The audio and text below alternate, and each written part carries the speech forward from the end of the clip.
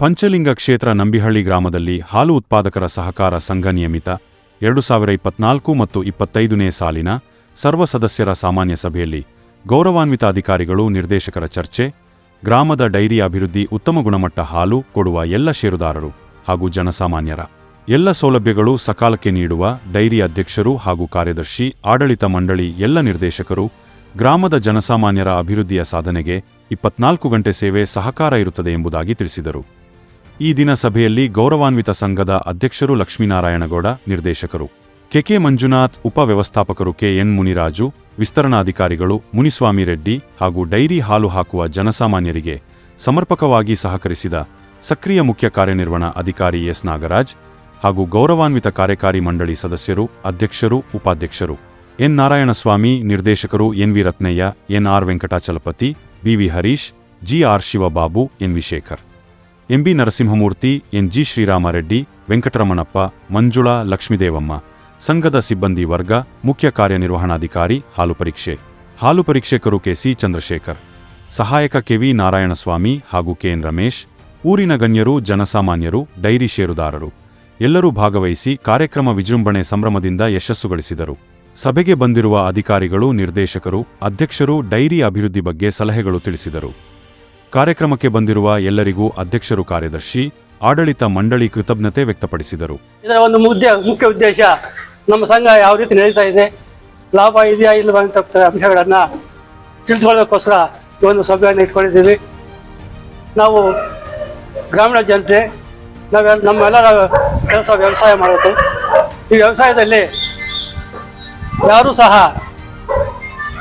ಒಂದು ಹಣವನ್ನು ಸಂಪಾದನೆ ಮಾಡೋದಕ್ಕೆ ಆಗ್ತಾ ಇಲ್ಲ. ಯಾಕಂತ ಹೇಳಿದ್ರೆ ಇವಾಗ ಟೊಮಾಟೊ ಬೆಳಿತೀವಿ, ಟೊಮಾಟೊಗೆ ಮುಂಚಿತವಾಗಿ ಎಲ್ಲ ಹಣಕಾಸನ್ನು, ಅದಕ್ಕೆ ಗೊಬ್ಬರ, ಪೇಪರು ಎಲ್ಲ ಎಲ್ಲ ಹಾಕಿ ನಾವು ಬೆಳೆಯನ್ನು ಬೆಳಿತೀವಿ. ಆದರೆ ಅದು ಬೆಳೆ ಬರುವಷ್ಟರಲ್ಲಿ ಆ ರೇಟ್ ಏನಾಗುತ್ತೋ ಏನು ಅಂತಕ್ಕಂಥ ಒಂದು ಭಯ ಇದೆ.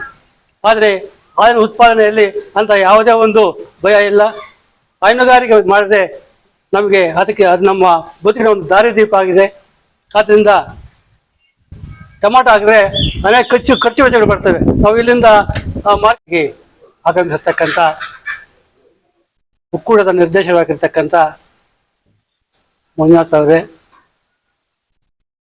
ಅಭಿವೃದ್ಧಿಯ ನೇತಾರರೇ ಅಂತಕ್ಕಂಥ ಖ್ಯಾತಿಯನ್ನು ಪಡೆದಿರ್ತಕ್ಕಂಥ ಉಪವ್ಯವಸ್ಥಾಪಕರಾಗಿರ್ತಕ್ಕಂಥ ಕೆ ಮುನ್ರಾಜ್ ಸರ್ ಅವರೇ, ನಮ್ಮ ಸಂಘದ ವಿಸ್ತರಣಾಧಿಕಾರಿಯಾಗಿರ್ತಕ್ಕಂಥ ಮುನ್ಸ್ವಾಮಿ ರೆಡ್ಡಿ ಸರ್ ಅವರೇ, ಈ ವೇದಿಕೆಯಲ್ಲಿ ಆಸೀನರಾಗಿರ್ತಕ್ಕಂಥ ಎಲ್ಲ ಸಂಘದ ನಿರ್ದೇಶಕರುಗಳೇ,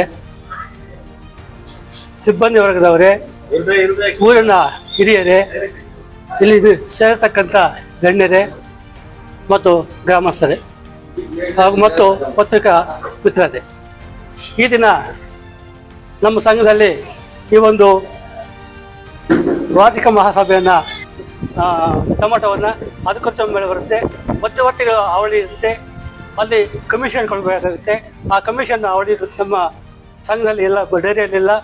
ಮತ್ತು ಇಂಪಾರ್ಟೆಂಟ್ ಆಗಬೇಕಂದ್ರೆ ನಮ್ಮ ಫಿಕ್ಸೆಡ್ ರೇಟು ಒಂದು ದರ ನಿರ್ಧಾರ ಆಗಿಬಿಟ್ಟಿದೆ ಹಾಲ್ದು. ಆದರೆ ಟೊಮಾಟೊ ಬೆಳೆ ನಿರ್ಧಾರ ಇಲ್ಲ. ಆವಾಗ ನಮ್ಮ ನಾಳೆ ಏನು ರೇಟ್ ಆಗುತ್ತೋ, ನಾಳೆ ರೇಟ್ ಆಗುತ್ತೋ ಅಂತ ಭಯ ಇರುತ್ತೆ.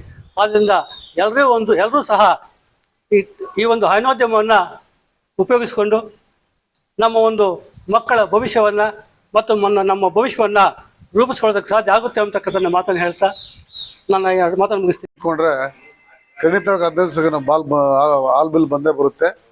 ಮತ್ತು ರೈತರಿಗೆ ಹಾಲ್ ಬಿಲ್ಗಿಂತ ಉಪಯೋಗ ತಿಪ್ಪೆ ಗೊಬ್ಬರ, ಅದರಿಂದ ಬಂದಂಥ ತಿಪ್ಪೆ ಗೊಬ್ಬರದ ಒಳ್ಳೆ ಬೆಳೆ ತೆಗಿಬೋದು.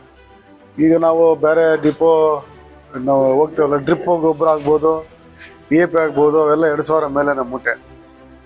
ಅದನ್ನು ಕಡಿಮೆ ಮಾಡ್ಕೋಬೋದು, ಹಾಕ್ಲೇಬೇಕು. ಅದನ್ನು ಆಗದೇ ಇದ್ರೆ ಬೆಳೆ ಬರೋದಿಲ್ಲ. ಅದಕ್ಕೆ 50% ಬಳಸ್ಕೋಬೋದು. 50% ತಿಪ್ಪೆ ಗೊಬ್ಬರ ಹಾಕ್ಕೊಂಡ್ರೆ ನಮಗೆ ವ್ಯವಸಾಯಕ್ಕೆ ತುಂಬ ವೇಗವಾದ ಮಣ್ಣು ಮತ್ತು ಫಲವತ್ತತೆ ಸಿಗುತ್ತದೆ. ಅದು ಅನುಕೂಲ ಆಗ್ತದೆ. ಮತ್ತು ನಮ್ಮ ಸಂಸ್ಥೆಯಿಂದ ನಮಗಾಗೋ ಲಾಭಗಳೇನಿದೆ ಹೇಳ್ತೀನಿ. ಈಗ ನಾವು ಹಸು ಯಾರು ತಂದ್ರೂ 1 ಲಕ್ಷ ಮೇಲೆ ತರ್ತೀವಿ. ಆ ವಿಮೆ ಮಾಡಿಸ್ಬೇಕಾಗ್ತದೆ. ವಿಮೆ ಮಾಡಿಸ್ಬೇಕಾದ್ರೆ ನೀವು ಬರೀ ಕೊಟ್ಟೋದು ರೈತರು 1,000 ರೂಪಾಯಿ. ಡೈರಿ ತುಂಬ ಅವಶ್ಯಕತೆ ಬೇಕಾಗಿತ್ತು ಇದೆ ನಮ್ಮೂರಲ್ಲಿ. ಯಾಕಂದರೆ ನಮ್ಮೂರಲ್ಲಿ ಜಾಸ್ತಿ ಕೂಲಿಗೆ ಹೋಗೋ ಜನ ಸಂಖ್ಯೆ ಜಾಸ್ತಿ ಇದೆ. ಕೂಲಿಗೆ ಹೋದ್ಮೇಲೆ ಅವ್ರು ಬಂದಮೇಲೆ ಒಂದು ಹಸು ಇಟ್ಕೊಂಡ್ರೆ ಅವ್ರ ಜೀವನ ಏನೋ ಉತ್ತಮ ಆಗುತ್ತೆ. ಯಾಕಂದರೆ ಒಂದು ಹಸು ಇಟ್ಕೊಂಡ್ರೆ 15 ದಿವಸಕ್ಕೆ ಒಂದ್ಸರಿ ಹಾಲು ಬಿಲ್ ಬಂದೇ ಬರುತ್ತೆ. ಮತ್ತು ಅದರಿಂದ ಬಂದಂಥ ನಾವು ಏನು ತಿಪ್ಪೆ ಗೊಬ್ಬರ ಮಾರ್ಕೊಂಡ್ರೆ, ಈಗ ತಿಪ್ಪೆ ಗೊಬ್ಬರ ತಮಗೆ ಗೊತ್ತಿದೆ 6,000 ಒಂದು ಟ್ಯಾಕ್ಟ್ರ್ ಲೋಡು, ಅದನ್ನು ಉಳಿಯುತ್ತೆ ನಮಗೆ. ಅದರಿಂದ ಎಲ್ಲರೂ ಹಸು ಇಟ್ಕೋಬೇಕು. ಮತ್ತು ರೈತರು 2-3 ಹಸು ಇಟ್ಕೊಂಡ್ರೆ ಒಳ್ಳೇದು. ಯಾಕಂದರೆ ರೈತರು ನಾವು ಬಂಡವಾಳ ಹಾಕಿ ಕಮರ್ಷಿಯಲ್ ಕ್ರಾಪ್ಸ್ ಬೆಳಿತೀವಿ, ಟೊಮೊಟೊ ಆಗ್ಬೋದು, ಕ್ಯಾಪ್ಸಿಕಮ್ ಆಗ್ಬೋದು, ಕ್ಯಾರೆಟ್ ಆಗ್ಬೋದು. ಆದ್ರೆ ಯಾರಿಗೂ ಅದು ರಿಟರ್ನ್ ಬರುತ್ತಿಲ್ಲ, ಗೊತ್ತಾಗೋದಿಲ್ಲ. ಯಾಕಂದ್ರೆ ರೇಟ್ ಬಂದರೆ ದುಡ್ಡು ಇಲ್ಲ ಅಂದರೆ ನಮ್ಗೆ ಬಂಡವಾಳ ಕೂಡ ಬರುತ್ತೆ. ಯಾಕಪ್ಪ ನಮ್ಗೆ ಹಾಲು ಕರೆಯೋರು ಯಾರು ಇಲ್ಲ. ಯಾಕಂದ್ರೆ ನಾವು ಪೇಟೆಗೆ ಹೋಗಿರ್ತೀವಿ, ಇಲ್ಲ ವ್ಯವಸಾಯಕ್ಕೆ ಹೋಗಿರ್ತೀವಿ, 6 ಗಂಟೆಗೆ ಬರಬೇಕು, ಹಾಲು ಕರಿಬೇಕು, ಆಗೋದಿಲ್ಲ. ಮೊದಲಿಗೆ ಒಬ್ಬ ರೈತ ಮಾತ್ರ 2-3 ಹಸುವಲ್ಲಿ ಕರಿತಾ ಇದ್ದ. ಈಗ ಆ ಶಕ್ತಿ ಇಲ್ಲ ನಮ್ಮಲ್ಲಿ, ಆ ಶಕ್ತಿ ಕಳ್ಕೊಂಡಿದ್ವಿ ಈಗ. ಆದರೆ ಮಿಷನ್ ಇದ್ದರೆ 1 ಹಸು ಇಡೋರು 2 ಹಸು 3 ಹಸು ಇಡ್ಬೋದು. ಯಾಕಂದ್ರೆ ನಮ್ಮ ರೈತ ಸಮಸ್ಯೆ ಇರೋದು ಹಾಲು ಹಿಂಡೋದು ಅಷ್ಟೇ. ಅದೊಂದು ಇಟ್ಬಿಟ್ರೆ ಆರಾಮಾಗಿ ಕೆಲಸ ಮಾಡ್ಕೊಂಡು ಹೋಗ್ತಾರೆ. ಮೇವಕ್ಕ ಹೋಗ್ಕೊಂಡು ಬಂದು ಆಗ್ತದೆ, ಅದೇನು ಕಷ್ಟ ಅನ್ಸಲ್ಲ. ಹಾಲು ಹಿಂಡೋದು ತುಂಬ ಕಷ್ಟ ಆಗ್ತಾ ಇದೆ. ಇನ್ ಟೈಮಾಗಿ ಇರಬೇಕು. ಒಂದು ಹಸು ಕರೆದ ತಕ್ಷಣ ಸುಸ್ತಾಗುತ್ತೆ, ಇನ್ನೊಂದು ಕರೆಯೋಕ್ಕೆ ಶಕ್ತಿ ಇರೋದಿಲ್ಲ ಕೈಯಲ್ಲಿ. ಇರೋದ್ರಿಂದ 2-3 ಹಸು ಇಟ್ಕೊಂಡು ಇನ್ನು ಚೆನ್ನಾಗಿ ಆಗಬೇಕು. ನಿಮ್ಮ ಸಂಸಾರಗಳು ಚೆನ್ನಾಗಬೇಕಾದ್ರೆ ಮಕ್ಕಳಿಗೆ ಸೀಟ್ ಕೊಡ್ತಾಯಿದ್ರು. ನಮಗೆ ಕೇವಲ 25 ಸೀಟ್ ಕೊಡ್ತಾಯಿದ್ರು ಅಷ್ಟೇ ನಮ್ಮ ಜಿಲ್ಲೆಗೆ. ಆದರೆ ನಿಮ್ಮ ಏನು ಕಷ್ಟ ಇದೆ ಆ ಕಷ್ಟದಲ್ಲಿ ಒಂದು ಹಾಸ್ಟೆಲ್ ಮಾಡಿದ್ದೀವಿ. 241 ಮಕ್ಕಳಿಗೆ ಹಾಸ್ಟೆಲ್ ಮಾಡಿದ್ದೀವಿ. 201 ಮಕ್ಕಳಿಗೆ ನಾವು ಹಾಸ್ಟೆಲ್ ಫೆಸಿಲಿಟಿ ಕೊಟ್ಟಿದ್ದೀವಿ. ಬರೀ 36,000 ವರ್ಷಕ್ಕೆ ಕೊಟ್ಟಿದ್ದೀವಿ. ಅದನ್ನು ರೈತರು ಬಚ್ಕೊಳ್ತಾ ಇದ್ದಾರೆ. ನಮ್ಮೂರು ಮಕ್ಕಳೇ ನಮ್ಮ DM ಹೇಳ್ತಾ ಇದ್ರು 5-6 ಜನ ಇದ್ದಾರೆ ಅಂತೇಳಿ. ಅವ್ನು ಕೇಳಿ ಹೆಂಗಿದೆ ಹಾಸ್ಟೆಲ್ ಅಂತ ನಿಮ್ಗೆ ಹೇಳ್ತಾರೆ. ಎಲ್ಲ ಪ್ರೈವೇಟ್ ಹಾಸ್ಟೆಲ್ಗಿಂತ ಜೋರಾಗಿದೆ ನಮ್ಮ ಹಾಸ್ಟೆಲ್, ಆ ಥರ ಇದೆ. ಮತ್ತು